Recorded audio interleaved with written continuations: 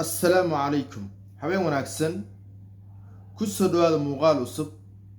waxaan ka codsanayaa muuqaalkan hadduu ku soo gaaro inaad subscribe iyo saartid muuqaalkan asxaabtaadan sii gaarsiisid aad baad u mahadsantahay waxaan rabaa inaan ka hadlo laba qodob waa adiga meesha ka muuqda maamada iyo ninka meesha ka muuqda qodobna waa qodobkii maanta dhan Soomaaliya ay isla wada faraxsanaayo isla boodboodayo markabkii la keenay Muqdisho dekada Soomaaliya ku soo xirtay labadaas qodob baan rabaa inaan laba kelmadood ka dhaho waxaan ku hormarayaa maamadan shamuurey ninka jira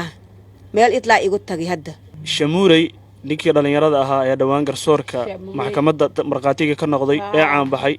adiga dhalmiya anaa dhalay insha Allah ilaahay idinkii shamuurey anaa dhalay taleefan ma iga qabahay manay u durma iga qabahay usma i soo diray dhibkaasna waa i heestaa xamaal ku korshe oo haddana xamaalay ka aroosi tomon i ko wiila ilaahay si oo ilmo diila hataa musqul ma gali kari waa gartay maamada muuqaalkeeda aad buu u dheer yahay laakiin qaybta horaan ka soo qaatay sababta qaybta horaan u soo qaatay inta kale ugu tagayna kullay muuqaalkan cid kasta way daawatay hore loo arkay laakiin sababta intaan u soo qaatay inaan ka bixiyo qaybta hore iyo maartay maamada naftirkeeda iyo maalacodiga la leeyahay islaan telefoonka ka qaban waayay ninka la yiraahdo shamuurey horta maamadan waxaan weydiinayaa afar su'aalood baan weydiinayaa su'aasha koowaad maama ninkan hadduu reer aad u dhistay oo reer uu lahaa reerkiisa meeshuu deganaa mase reerkiisa halkuu ka dhisanaa mase gurigiisa maxaad u tegi weysay horta waa su'aal su'aashas labaadna waxay tahay adiga se hadda adiga aad sheegayso waxaad ka timid safar duurkaad ka timid weliba waxaad u imaatay wiilkaaga si aad u badbaadiso oo aad ugu badbaadiso dadkii maaragtay uu ku markaati furay sida hadda noo muuqato hoostaada jawaan iyo waxbaa yaala safaraad ka timid xaggaad ka heshay warbaahinta isla markii muuqaalka kaa qaaday xaggaad ka keentay isla markii dadka muuqaalka iyo maaragtay isla markii telefishinka adiga aad hor tagtay xaggaad ka heshay waa su'aasha labaad su'aasha saddexaad waxaa sheegtay wiilkaaga inuu teleefon kaa qaban waayey oo aad intaasi oo jeer aad la hadashay oo wiilkaa aad u oroosisay oo wiilkaa aad id u samaysay horta ilaahay ajar ha kaa siiyo ilaahay ha kaa abaalmariyo wixii maaragtay qof waalida laga rabay waa samaysay adduun iyo aakhirana ilaahay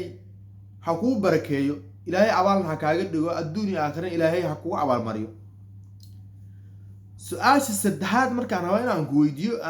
inaan weydiiyo waxay tahay ninka tol iyo ehel iyo qaraabuu lahaayay ninka maaragtay tolkuu ka dhashay way badan yihiin xitaa haddii ninkaani uu weerar lagu yahay la rabo in ninka naftiisa halis ay ku jirto adiga hadda maxaad u qaban kartaa adiga hadda maxaad u qaban kartaa sababtoo ah maxaad u qaban kartaa waxaan ula jeedaa ninka waa nin caruura maaha waa nin weyn weynantiisa iyo maaragtay wuxuu ku darsaday nin waalid ah oo caruur dhalay si adiga aad sheegayso reer u samaysay oo weliba caruurtii la wada arkay asiga ayaa dhalay aa layidhi maadaama aad safar ka timid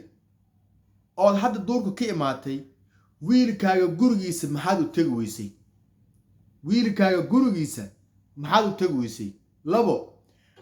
caddeen waana tusi weysay oo ah in uu wiilkaaga teleefonka kugu dhegaystay ma hayno adigana ma tusin marka sidaas daraaddeed waxa loo baahnaa inaad caddeenna tusto tan horta maamada halkaas ha ii joogto qaybta labaad oo ninka isla asaga ah shamuurey ninka la yiraahdo ninkan horta ilaahay subxaanahu wa tacaala marbo dadku ilaahay ilbaab u furaa الباب كان قفكم مركو الصبر كبديو قف مارتي فرصة هدو هلي يتكستمح الشو إلهي ما فرصة سيي لكن فرصة هلي وحا كجرت لبا برنامج كو هورت نينكا ماشي uu ku soo biiray waxa la dhahaa aaladan Soomaalida ku wada xiriirto internet baa la dhahaa internet nin aqoon u leh telefoonka uu haysto iyo barnaamij sirtiisi wixisnan ilaalsan kara ayaa horta meeshan wax ka qaban karo ninkan maalinkii Nairobi ka degay aqoonkii sidaan ayaa loo galay nin aqoonkii sidaan loo galay ilaa hadda ma hayno YouTube Facebook TikTok ninkan maalinkii Nairobi tagay ugu dambeysay janaalkiisa rasmiga asaga u lahaa ma hayno kullay idii hayso marka ay daawin jirtay mas hadda ay daawato way soo sheegi kartaa aniga ma arag ninka maalinkii Nairobi ka degay ayaa koobaha la gashtay aqoonkiisa qadka laga saaray marka maamada nin asagiiba tabar hayso oo maartay waxba gacanta ku haynin halkii bil ugu horeysay markuu madaxa soo taagay isir hooga iska noolow oo maartay iska baashaan qadka lagala bahay nin asiib qadka lagala bahay ana waxaan isleeyahay inuu meeshaan inay barnaamij kale ku jiraan baa ii muuqata hadday dhab tahana wiilka Ilaahay kuu soo hadiyay hal su'aal baa jirto ay ku soo laabanayso maamada maamoy duruufta adiga aad hadda ka muuqato iyo maartay duruufta kale wiilkaaga uu ku jiray markii la isku fiiriyo antu aan noqon ka hor markii la isku fiiriyo boqolkiiba maartay 90 asiga fiicna adiga wiilkaaga xagaad ugu maqnaad xagaa jirtay wiilkaaga marka hadda adiga aad leedahay baadiyaan ka imaaday marka adiga aad leedahay xagaad ku maqnaad xagaa jirtay والسؤال أضيع يوم ما مدى وركض هالك هيجي تشوف ما أنتي Soomaali aad bay u faraxday dhalinyaro waa la butaamay wadooyinka la xirtay waxa wadooyinka maxaa loo xiray dawladda Turkiga maraakiib keenayso badii baa amaankeeda la sugayaa nin kasta uu sacbiyo horta anigana dadka sacbinayaan ku darsamay horta waa soo dhaweynaya laakiin hal arrin waxa jirta anigan aad u majartay aan sirniyow tan oo kale idinkeedin ku fiicneed arrinkaas uu hooyay sawiradan waxay cadeynayaan waa ciidanka badda Turkiga dadkii la socday Turkiga markabka la socday dawladdu waxay sheegtay markabka in loo keenay in lagu ilaaliyo xeebaha Soomaaliya isla markabka korkiisa maanta waxa lagu sheegay safiirka Turkiga iyo madaxweynaha ay ku sheegeen ammaanka Turkiga si loo ilaaliyo oo kale ayaa Soomaaliya loo ilaalinaya ayadana waa eray kale maartay xitaa Ethiopia hataa ay ka xanaaqday weliba safiirka Turkiga wuxuu dhahay sida qof kasto Turki ah ammaanka Turki u ilaaliyo ayuu qof kasto Turki aan u ilaalin doonaa ammaanka Soomaaliya yacni halka waxa ka muuqda 98% waxa ka muuqda Soomaaliya waxa gacanta loo geliyay Turkiya Turki baa gacanta loo geliyay badeeda barigeeda cirkeeda waxa loo dhaafay male dhammaan waxa gacanta loo geliyay Turkiya sababtoo ah mar hadii la yiri qofka Turkiga ah sidoo ammaanka wadanka Turkiga uu maartay u ilaalinayo ayuu ammaanka Soomaaliya u ilaalinaya halka waxa laga fahmayaa dadka duulaanka nagu ah oo anaga garaneyn aan la ogeyn Ethiopia hadii laga reebo oo Soomaali ka difaacayso Turkiga ana ma garanayo waxa la iskid oo markabka loo keenay oo baddi loogu wareejiyay xeebaha loogu wareejiyay Turkiga hadii ay tahay xeebihii Soomaaliya waxa laga ilaalinayo Ethiopia hatay tahay dagaalkii aawe war Ethiopia iyo Soomaaliya waa isqaaniin waa isqaaniin isla markabka korkiis maanta waxa lagu sheegay in la dhisi doono ciidanka badda Soomaaliya ayaa la dhisayaa macnaheedu waxay tahay wax Soomaali dhamaanteed isku raacsan tahay in xeebaheeda dalkeeda dhulkeeda ay xirato oo loo sameeyo ciidan isku xiran anti falaqeen taayar aanin gelin ka hor waan ogahay in aad wada jeceshihiin Soomaaliya halka ay la qabo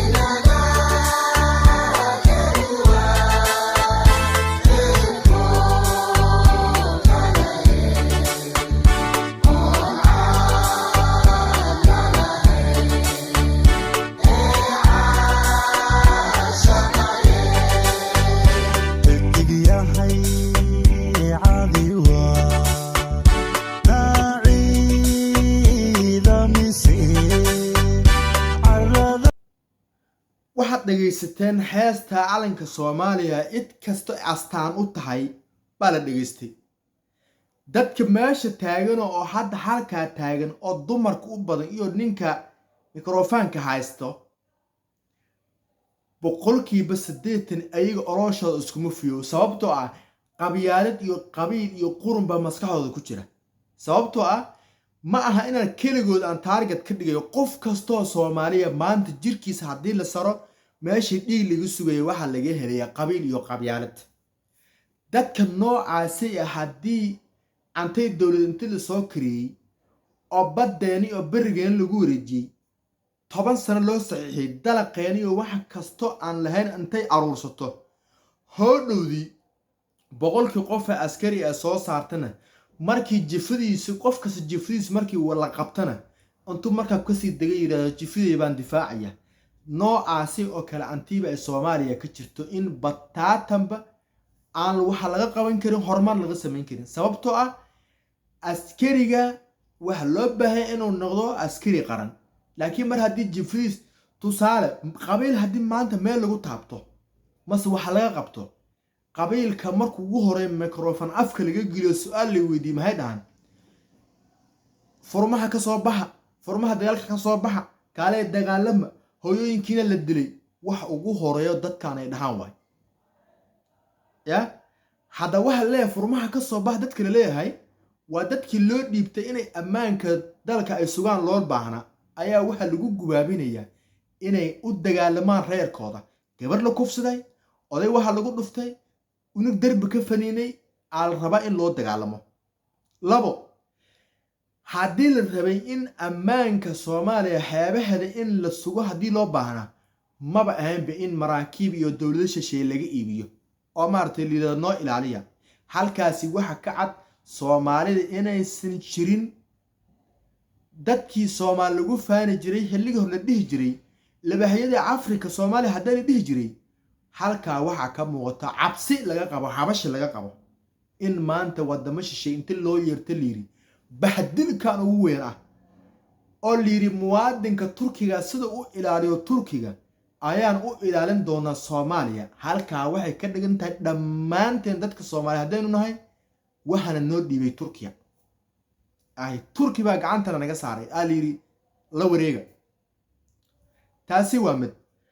hadii la rabo in xeebaha Soomaaliya in ammaankooda la sugo hadii loo baahnaa